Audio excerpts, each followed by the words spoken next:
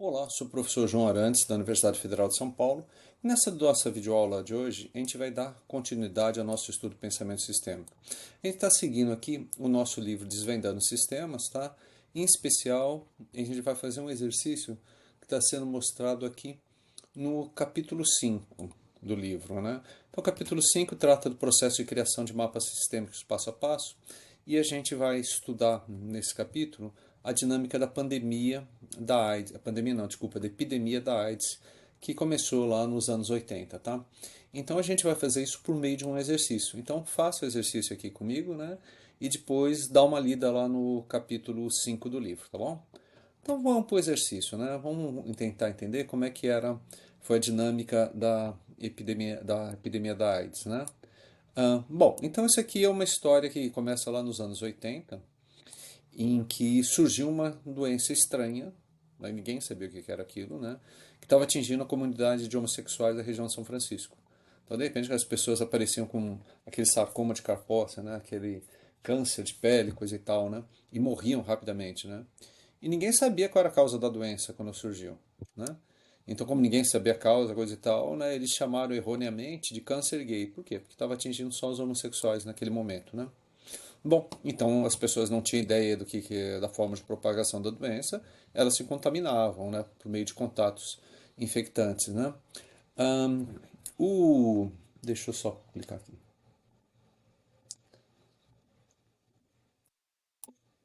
Então, o início da pandemia, ele é um ciclo assim positivo que leva, né, o ciclo do contágio que vocês estão vendo aqui, que tem um crescimento exponencial. Qual que é a estrutura do sistema que leva ao crescimento exponencial? Um ciclo positivo, né?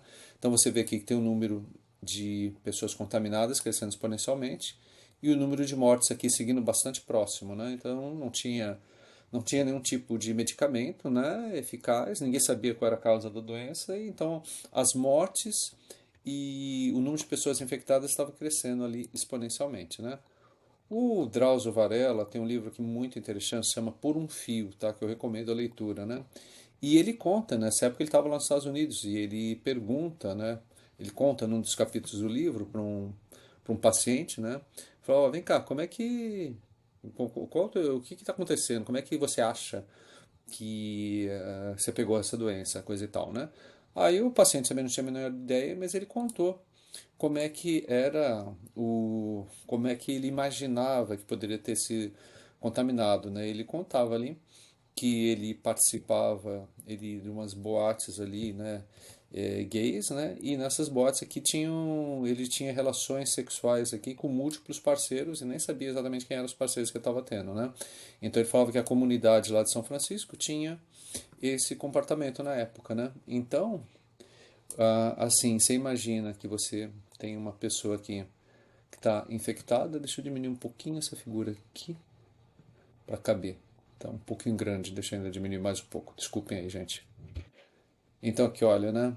Você imagina que tem uma pessoa aqui que está infectada, né? Ela não sabe que está infectada, ela passa ali para outras três pessoas, por meio de relações sexuais protegidas.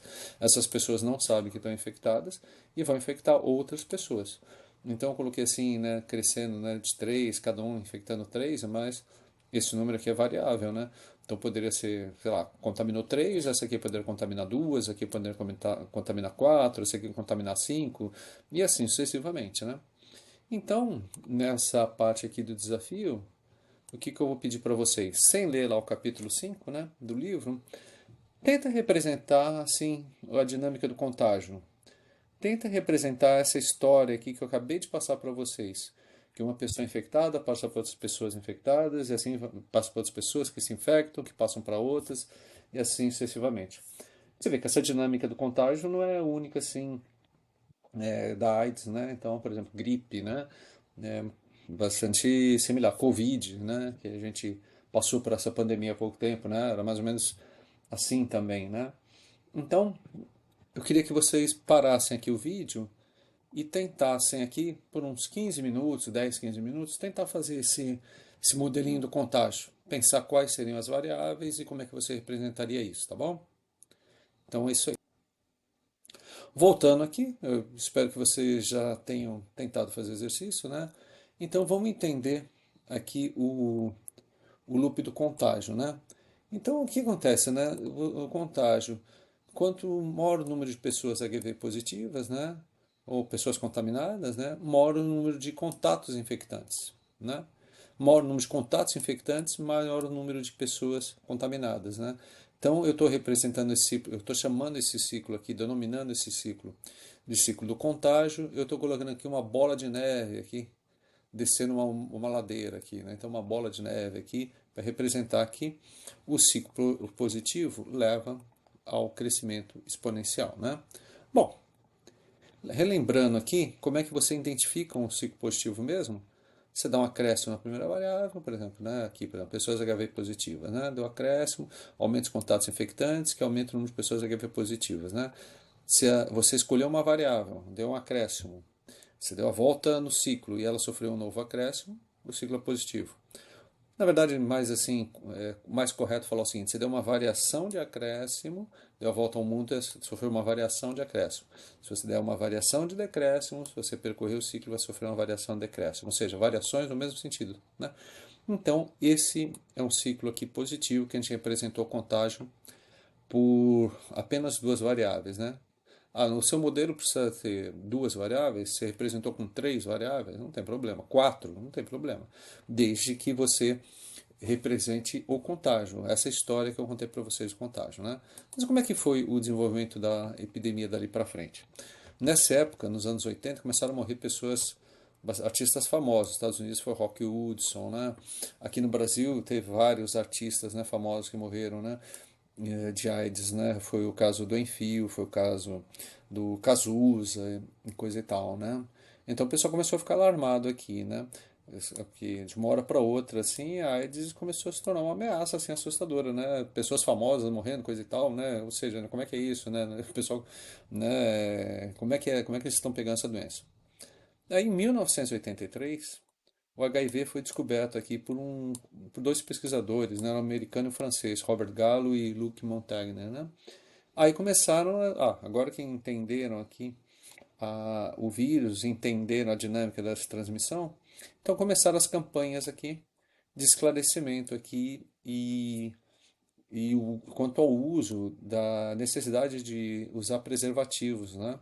Ou seja, durante os contatos sexuais, é uma forma de prevenção contra o vírus, né? Então, será que você conseguiria agora, a partir daquela dinâmica do contágio, acrescentar um loop aqui da prevenção? Então, de novo, dá um pause aqui nesse vídeo agora, né? E tenta criar a dinâmica da prevenção, tá bom? Bom, voltando aqui, né? Espero que você tenha tentado fazer o exercício. A dinâmica da prevenção, né, é mais ou menos assim, né? Baseado nessa informação que eu estou passando para vocês, né? Então, olha, está aumentando o número de pessoas HIV positivas, está aumentando aqui o número de mortes. Aumentando o número de mortes, aumenta a preocupação, né? Aumentando a preocupação, as pessoas vão usar os preservativos, vai reduzir o número de contatos infectantes. Reduzindo os contatos infectantes, o número de pessoas HIV positivas vai crescer menos do que cresceria, né? Então é sempre assim, né? Ó, diminuiu o A, diminuiu o B, né? Você está falando assim, olha, reduzindo os contatos infectantes, o número de pessoas, né, novas pessoas contaminadas é menor do que seria se não tivesse reduzidos. Você vê, sempre quando a gente tem uma relação causal positiva, é mais fácil você analisar pelos acréscimos, né? Aumenta os contatos infectantes, aumenta as pessoas HIV positivas, né? Agora, quando você está analisando pelos decréscimos, você tem que pensar um pouquinho mais aqui para explicar, né? Bom, tá bom. Então, olha, né? Essa dinâmica aqui da prevenção é um ciclo positivo ou um ciclo negativo? Pensa um pouquinho. A prevenção está levando a um aumento nas pessoas aqui infectadas, né? Ou está levando a uma redução? Ah, está levando a uma redução? Então, provavelmente aqui esse ciclo é o quê? É um ciclo negativo. E como é que você verifica esse ciclo negativo? Você dá um acréscimo em uma variável, por exemplo, aumenta o número de pessoas HIV positivas. Tem que percorrer o ciclo. Aumenta as mortes, aumenta a preocupação, reduz os contatos infectantes, reduz o número de pessoas HIV positivas, né? Ou seja, novas pessoas, né? Então tem variação aqui em sentido contrário. Portanto, esse ciclo é negativo. A gente está representando esse ciclo negativo por essa balança, porque um ciclo negativo tem uma tendência ao quê? A levar o sistema ali a se contrapor a um círculo positivo, né? Isso tem a ver um pouquinho com o que a gente tinha estudado anteriormente, né? Que toda vez que você tem um ciclo positivo, como esse aqui, o ciclo contágio, né? Naturalmente vão surgir aqui ciclos negativos que vão tentar barrar esse crescimento exponencial. Nesse caso foi um ciclo criado, né, pelas pessoas, né, assim, um ciclo de prevenção, né, comunidade médica, cientistas, né, e as pessoas foram mudando os comportamentos, tá bom?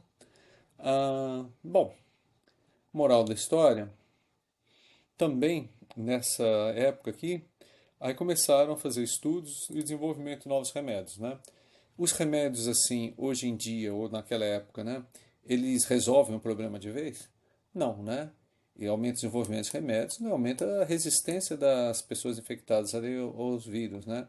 Que vai reduzir o número de mortes, ou seja, as pessoas vão o tempo de vida delas, né, sobrevida, fica muito maior, né?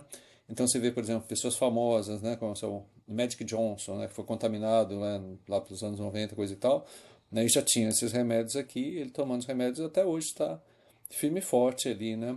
Enfim, está vivo, né? Então, moral da história, se você for analisar agora esse sistema aqui, composto com três ciclos, né? O ciclo positivo, né? E dois ciclos negativos, né? Esse ciclo negativo aqui, né? Esse outro ciclo negativo aqui, né? Então eles começam a falar, né? Como é que isso impacta o padrão de comportamento aqui da pandemia, né? Olha só que coisa interessante, né?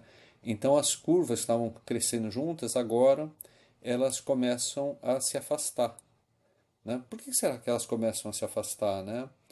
Por que será que o número de mortes agora está menor ali do que o número de infectados? Qual dos ciclos você acha que está realizando isso, né? Então, se você for pensar um pouquinho, né, é o desenvolvimento dos remédios que está dando uma sobrevida maior. Então, a gente começa a entender que a estrutura do sistema, que é essa aqui, está levando ao padrão de comportamento, que está aqui embaixo, né? Uma outra coisa interessante que a gente começa a ver, né, que a a taxa de subida assim da função, que era um crescimento exponencial, agora está tendo uma subida mais lenta, né? Isso é devido a que ciclo, né? Então, se você for parar para pensar, você fala, bom, né? Provavelmente aqui é o ciclo do quê? Da prevenção, né? Então, o ciclo da prevenção está reduzindo a força aqui do ciclo do contágio, ou seja, as pessoas aqui elas estão se contaminando menos, né? Então você vê que entendendo a estrutura do sistema, a gente entende aqui a gente entende aqui o padrão de comportamento, né? Ou seja, né?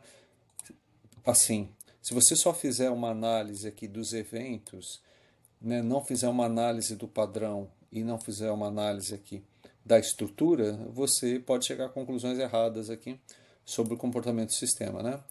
Mas ele podia perguntar, bom, né? Mas será que esse modelo que a gente fez aqui está completo? Dá uma pausa no vídeo e começa a pensar em outras formas de contágio, no caso da epidemia da AIDS, que não estão representadas aqui. Então, vou dar uns 10 minutinhos para vocês aí, dá um pause e daqui a pouco a gente volta. Voltamos? Então vamos lá, né? Talvez você tenha pensado alguma coisa assim, olha, as pessoas também se infectam de outras formas, né? Se infectam, por exemplo, por transfusão de sangue contaminado, né? As pessoas se infectam com contaminação por amamentação, né? Onde a mãe passa para o filho, né? Acidentes hospitalares, compartilhamento de seringas, né? Aí você pode falar, bom, mas também ali, né, a gente vê que para aumentar a preocupação, né, talvez a gente tenha que incluir aqui as campanhas educacionais, né? Talvez aqui a distribuição de remédios, por exemplo, kit, né, para as pessoas infectadas, como tem no Brasil, na distribuição do kit, né, também vai ajudar, né? Aí você fala, então eu estou acrescentando outras dinâmicas, a dinâmica aqui do controle de banco de sangues, né? A dinâmica aqui, algumas variáveis como contaminação por amamentação, acidentes hospitalares, né? Compartilhamento de seringa, campanhas educacionais, né? Então agora a gente melhorou ainda o nosso modelo. Aí a pergunta que fica é a seguinte, ó, vem cá, esse modelo agora está completo, né? Uma outra pergunta também, quando é que eu paro com esse modelo? Então é o seguinte, né? Você para com esse modelo quando ele for bom o suficiente para a tomada de uma decisão, tá? Você não vai ficar aqui a vida inteira criando modelo, né? Outra coisa, né? Assim, e o modelo ele é melhor quando você conta com a participação de pessoas especialistas no assunto.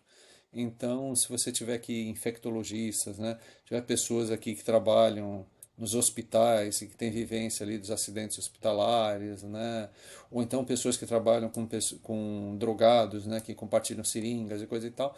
Então, você vai vendo aqui várias outras variáveis, várias outras dinâmicas, né, e com isso você vai tendo uma visão mais clara ali do problema, né?